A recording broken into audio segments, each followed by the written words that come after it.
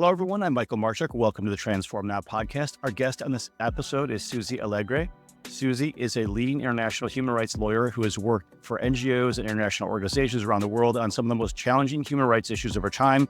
She's a legal pioneer in the field of digital rights and is a senior fellow at the Center of International Governance Innovation and a research fellow at the University of Roehampton.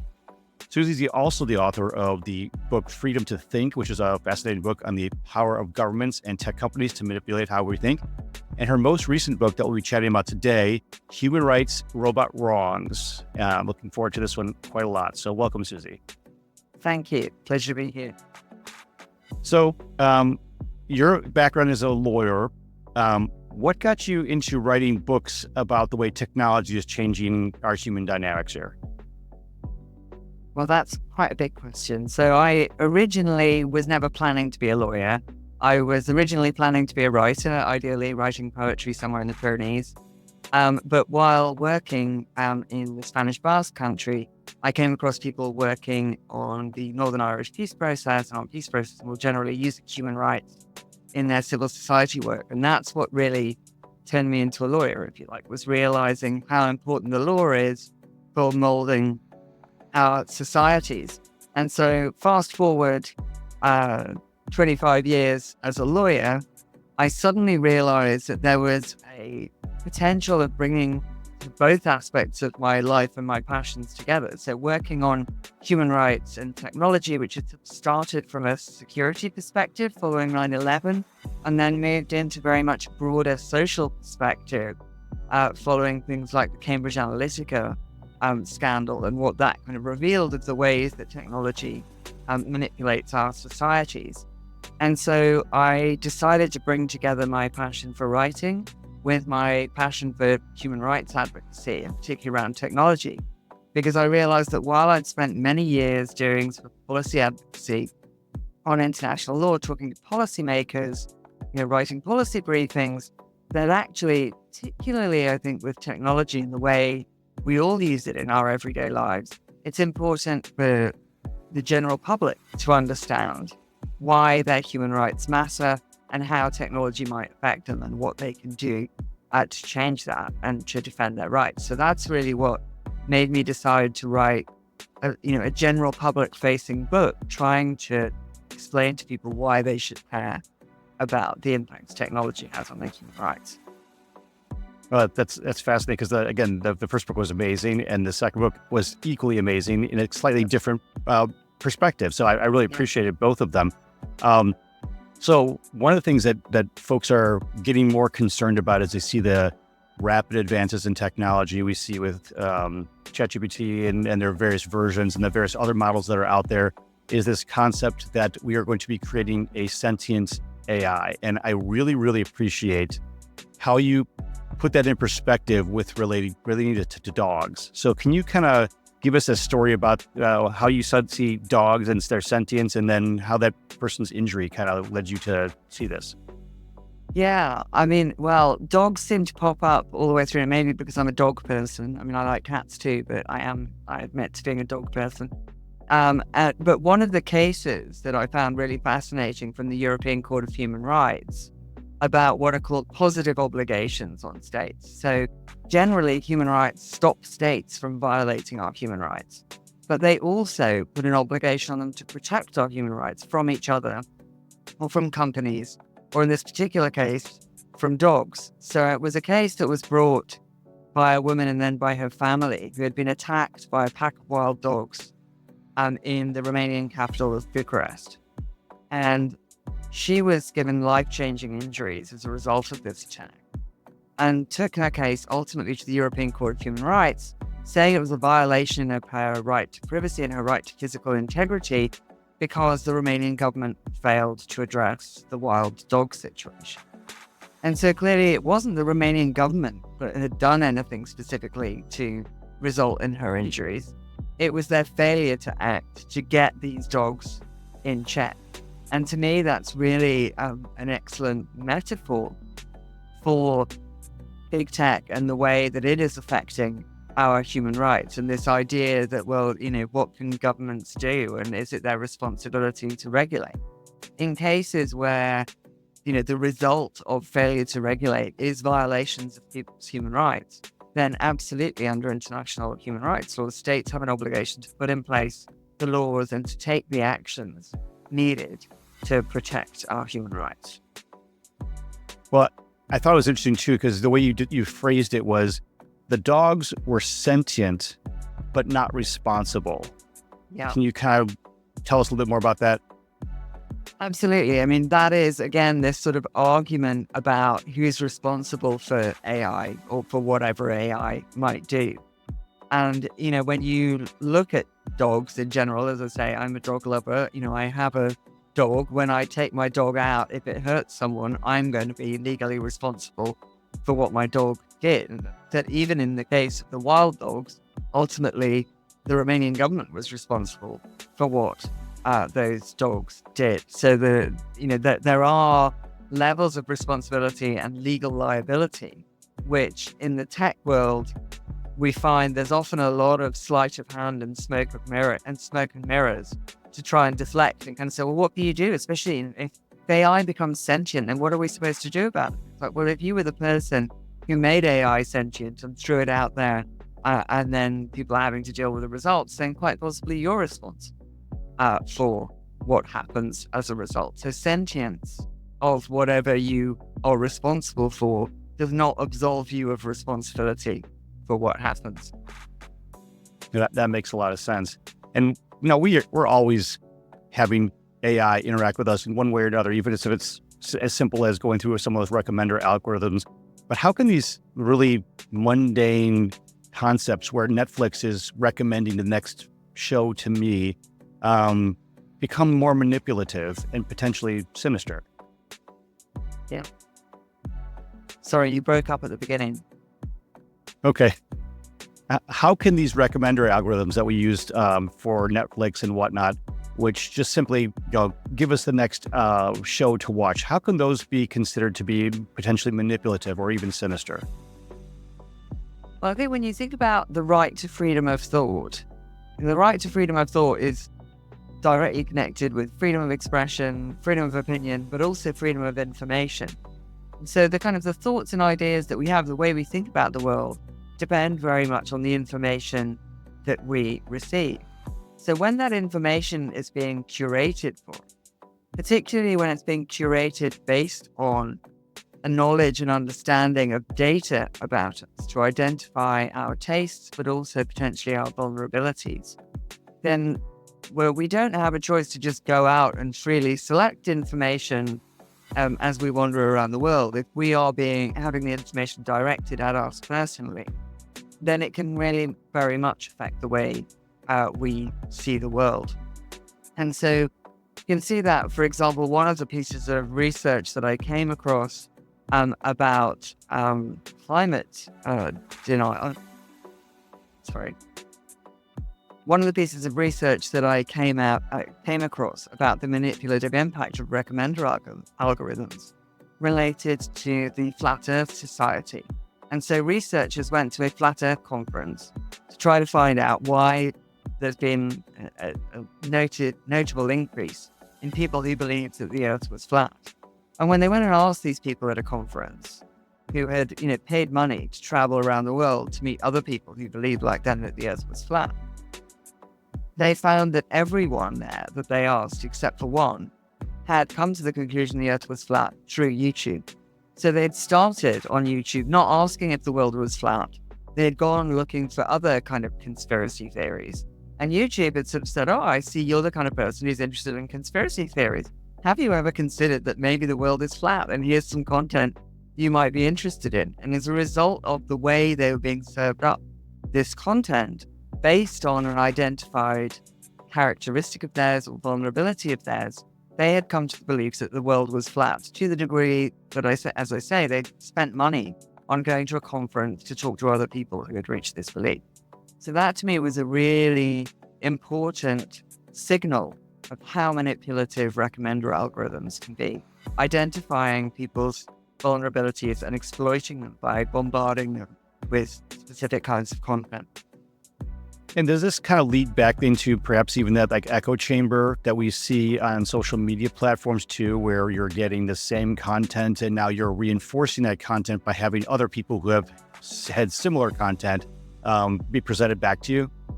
It absolutely does, but I think it's beyond the echo chamber. I think, the echo chamber happens to a degree. Obviously, that happens even in real life. You talk to your friends are people who tend to think and believe what you think and believe. And so, the social media would be like an application of that. This is something that's quite different because it's very much targeted. It's not just a random experience. And I mean, one example that I came across that really shocked me was, when a friend who has a teenage son looked up my first book, Freedom to Think, on Amazon. In the, here's something you might like, recommended, were the quotes of Andrew Tate. That was what was being served up. You won't be surprised to hear that when I look on Amazon, I don't get recommended the quotes of Andrew Tate. But perhaps if I had a teenage boy in the house, I would. And that's when you see, and that, there's been a lot of research recently into particularly that kind of question of online misogyny and how young boys are very quickly targeted with this kind of content and information when they go online, which is not necessarily because they are creating that kind of content and creating an echo. It's just because they are the target audience. They are the kind of people that this content is designed to target.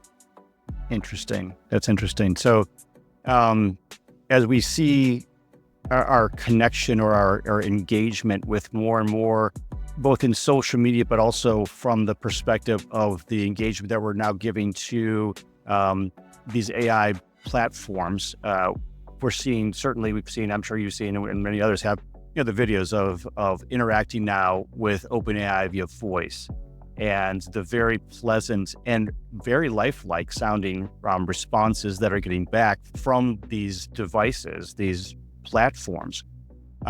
So much so that people are starting to find emotional connection to it. I mean, it's not unlike the movie Her, right?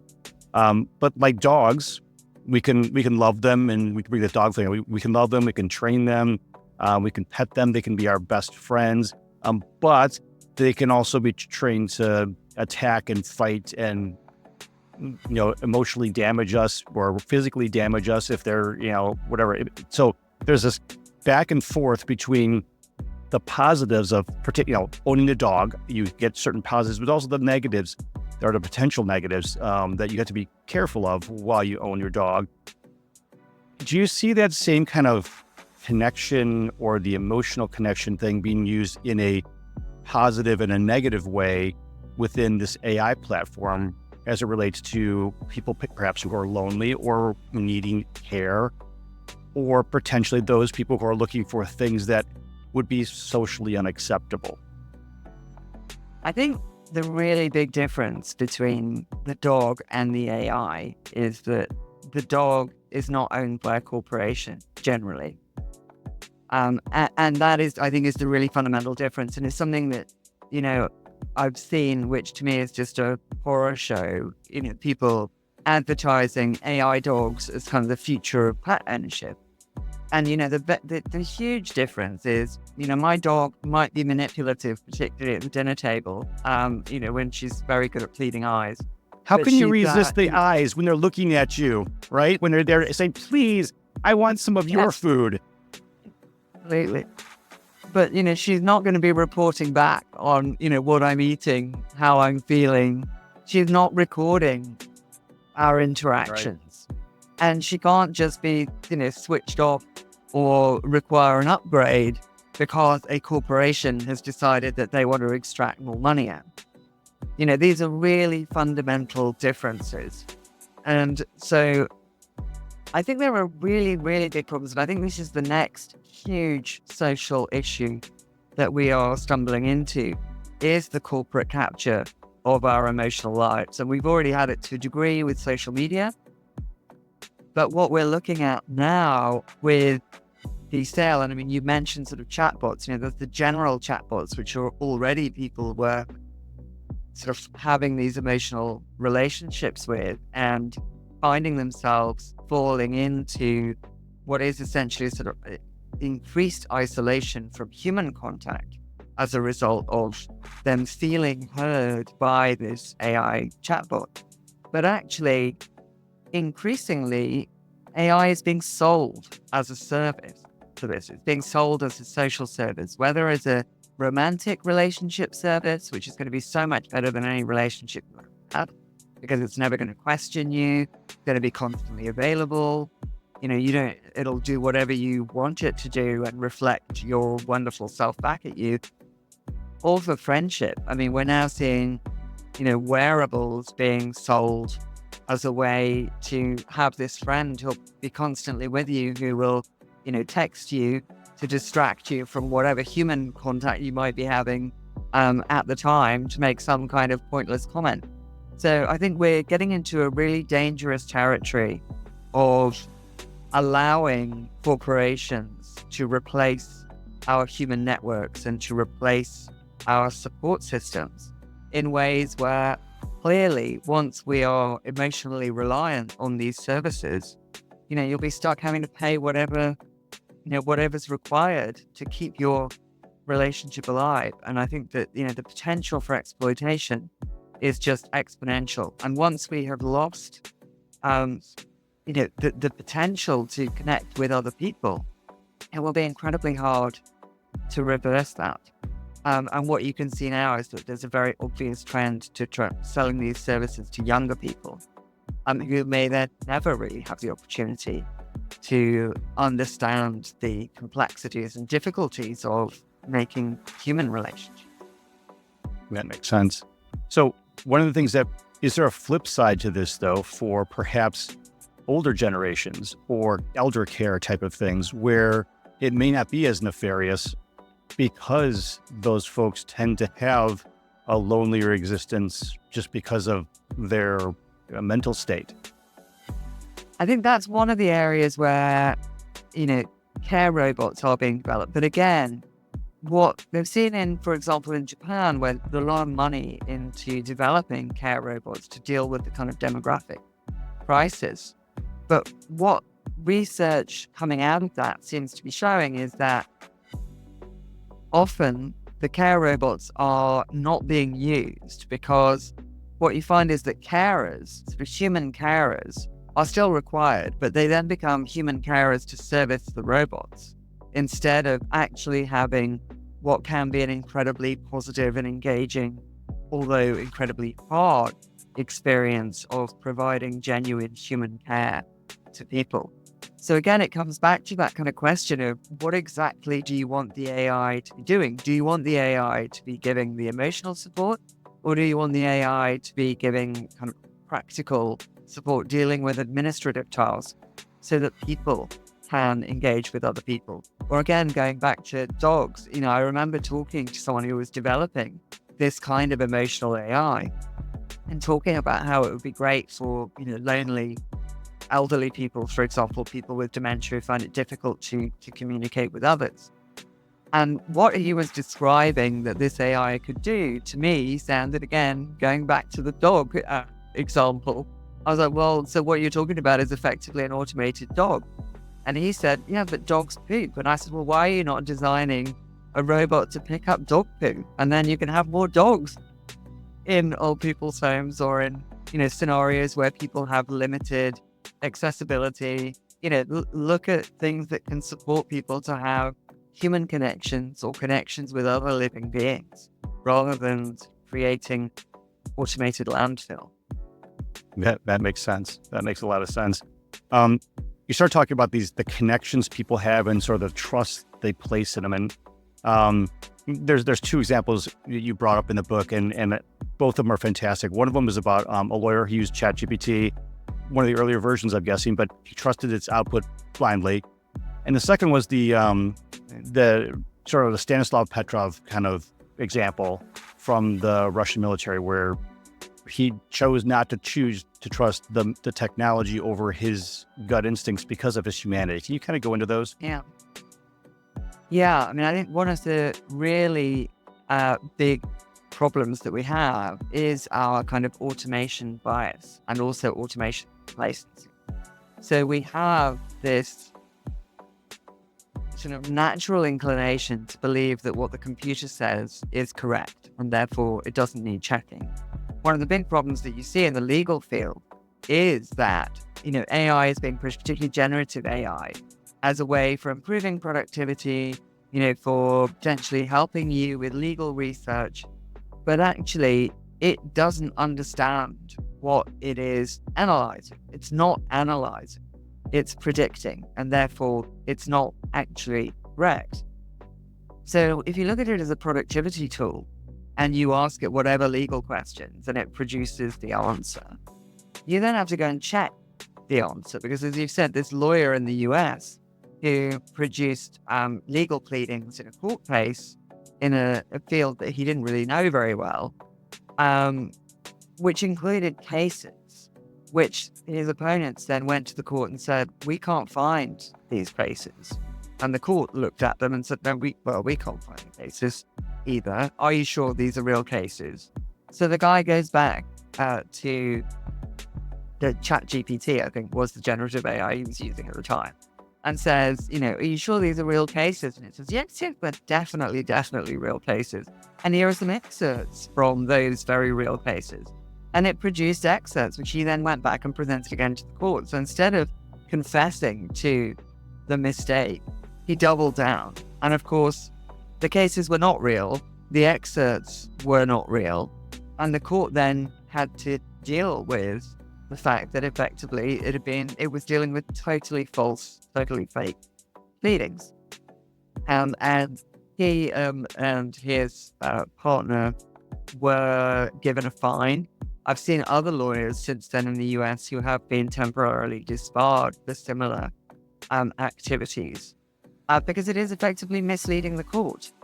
But what he didn't understand was that generative AI is not an oracle. It is just a probability predictive device. Doesn't understand what it's reading. It can't do analysis in that kind of way, in the way that people can. And more recent research since that case has shown that even where generative AI tools are trained on actual existing federal law cases in the US, their analysis of those cases is incorrect on a roughly 60 to 80% of the time. Now, if you were hiring a lawyer, you'd be pretty disappointed if their analysis of case law was incorrect 50 to 80% of the time. But what that means is that, you're being sold this productivity tool. It looks like magic. You feed in the stuff and it produces these pleadings for you, which look great. But actually, if you have to double check them to the degree of having to go and check if cases are real, read the cases yourself to find out whether the quotes are real, there's a real question about how that actually, is adding and how that is helping for your productivity rather than just doing it all yourself in the first place. And there really is this danger of automation complacency and automation bias. And if you, as you said, this kind of example from the Cold War of looking at the computer telling you that, nuclear missiles are inbound, but actually hesitating. If that system had been automated, it's debatable whether we'd be really talking here today. And having sort of grown up in that febrile Cold War time where we were all terrified of potential nuclear attack, you can see where having actually the potential to just think twice and to have that human capacity for doubt, if you like, which generative AI doesn't really do, as that lawyer discovered when going back and saying, are you sure these cases are correct? It could go either way. What's the probability predictor? Is the generative AI going to say, yes, they're definitely correct? Or it might say, oh no, sorry, here's another one, which may be equally incorrect. But having that person and that, I suppose ultimately it's skin in the game. But as a human being, you have something to lose by your decisions in these really sensitive areas.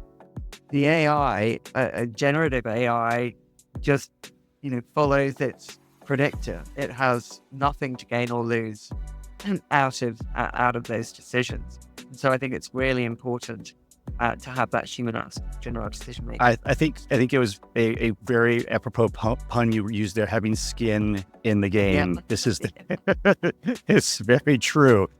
So with all these engines that we've got out there, there's so many different models that are being used right now and developed and trained and whatnot. I know this is an still emerging issue that's still not really well decided, and that's the whole idea of copyrights and training. What are your thoughts? Again, this is still wide open, so there's nothing definitive about this, but you certainly have a much better view than perhaps someone like me, who's not in the legal field. What are your thoughts on these copyrighted materials that are being used to train AI models from what I guess we consider publicly available sources? Well, it's hugely problematic. And even if something's publicly available, that doesn't mean that it's available for any use. It can be copyrighted for posting on a particular website. That doesn't mean that it is, that it's available for anyone to do anything with. And one of the things that I looked at in the book in particular were both the economic and moral rights of authors. And so it's not just about money, it's also about being recognized for your work. And as you said, that legally, there are many cases going on, particularly in the US, less so in the UK. I think copyright law varies across different jurisdictions. So whatever happens in the US will not necessarily dictate what happens elsewhere. One of the really big challenges, I think, for authors and publishers, or authors in particular, of addressing what does feel like a huge violation of both moral and economic rights, because potentially AI is being sold as a replacement for human creators. I mean, that is what the narrative has been over the last year or two in particular. So you're talking about a replacement for people who already are seeing massively shrinking incomes. So for example, in the UK, between I think about 2018 and 2022, median writers' incomes went down from £10,500, his professional writers' incomes from £10,500 to £7,000. And I mean, frankly, £10,500 was already not the minimum wage. So we're looking at tiny incomes of people who are being crushed by massive corporations. And so bringing legal cases, in many cases, is not really a practical option. So while we are seeing particularly publishers, but also high-profile authors and class actions happening in the US, in other jurisdictions where you've got less access to justice, or where the costs associated with bringing cases are prohibitive, very, very hard to actually bottom that out necessarily in the courts. But what I do think is we're going to see different jurisdictions taking different regulatory approaches to protecting creators' rights.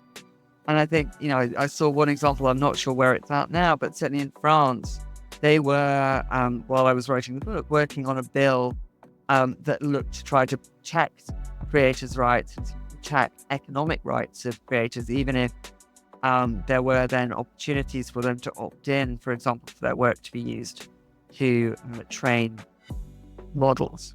I think one of the other big challenges is where authors have published with publishers, whether that's academic publishing or journalism or elsewhere, and are now finding that those publishers are going into agreements and selling their back catalogues to be used to train AI, in ways that when those authors signed their contracts or submitted their work were unthinkable. And I think we're going to see a lot of court cases developing around that. So I think it's a very unsettled area. Clearly, as a writer, it's something that's really disturbing, because it's, what then is the end game? What is the point of creating and publishing? But I think we are also starting to see, particularly in image protection online, the use of technology and other ways that creatives and technologists are working together to fight back, to protect their work. So we're seeing, for example, tools that can protect images online to stop them being scraped to train these models. So there's one called Glaze. And at another level, another tool called Nightshade, where if the models scrape your images, they will effectively be poisoned. So this tool, starts to then corrupt the models that have downloaded or scraped this material without consent.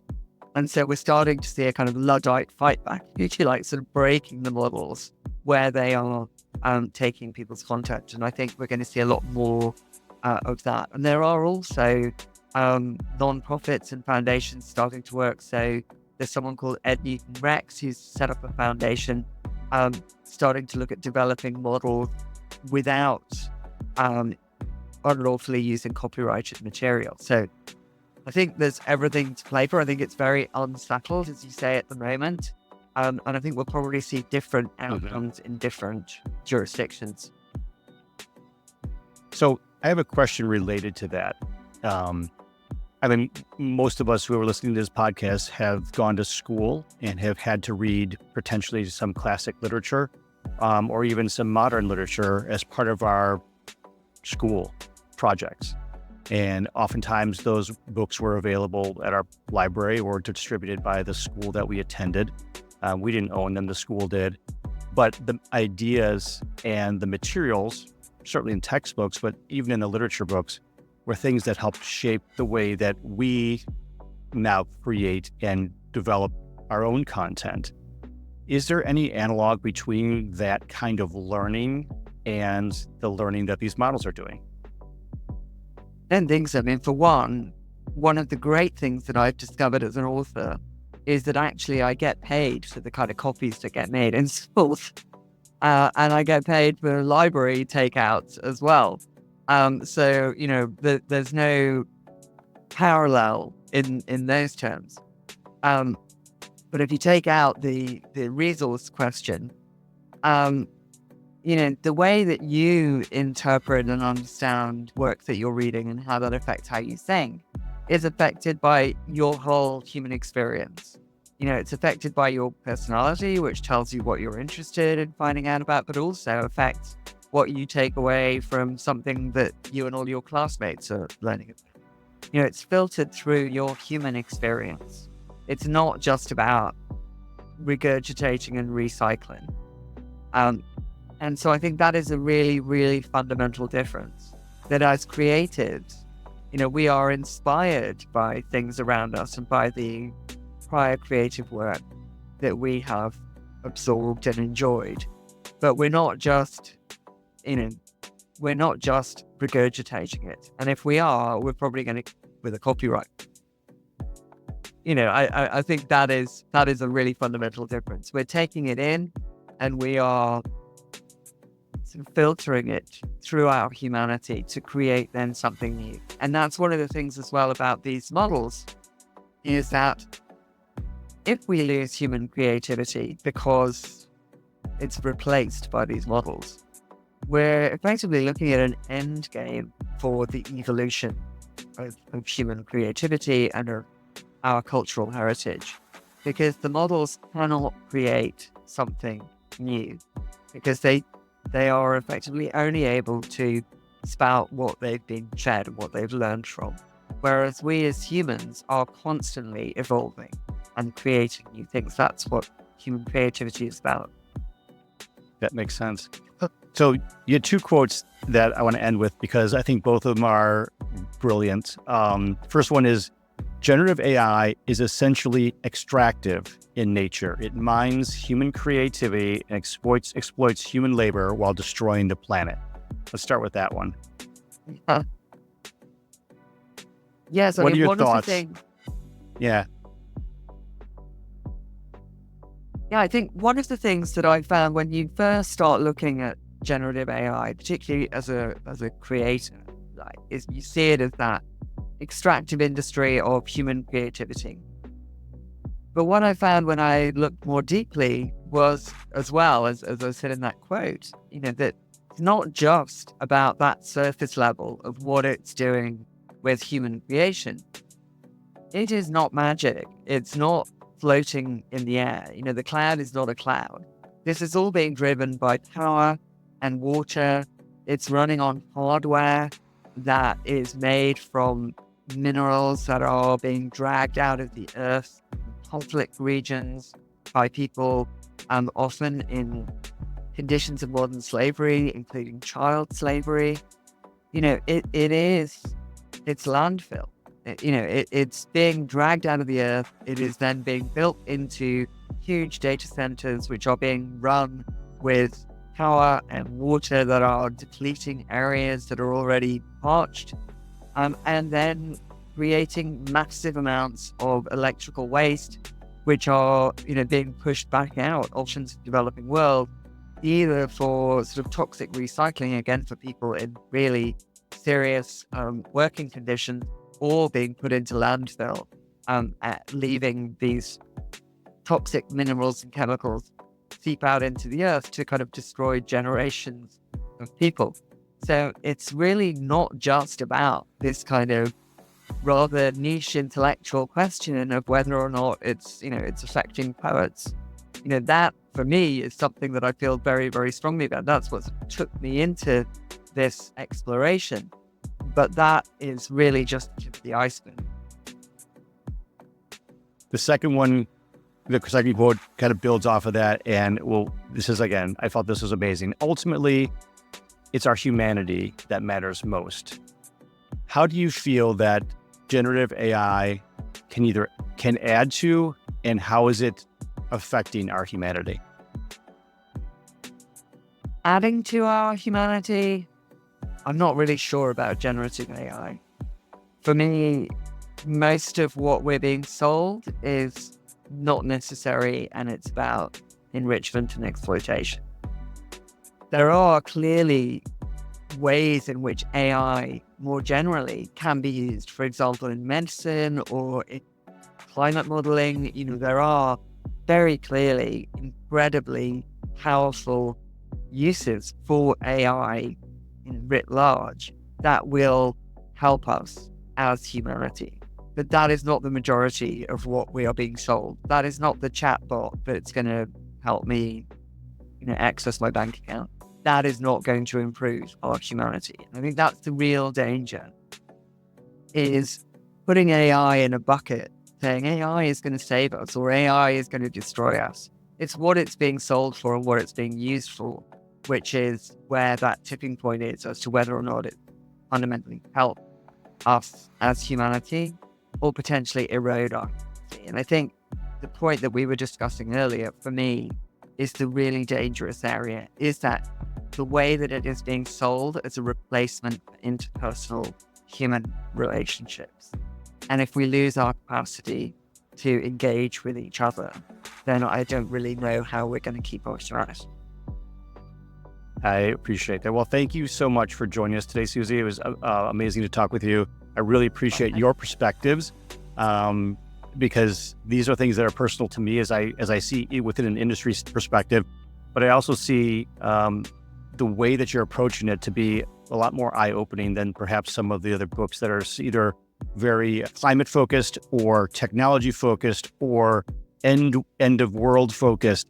You've kind of brought a bunch of different things in to look at the different perspectives around it and base it around humanity. And honestly, that's probably the best way to look at this. So I appreciate your perspective. Thank you. And I certainly hope that the end of the world is a very long way off. Same here. Well, thanks again for joining us. My pleasure. Thanks for having me.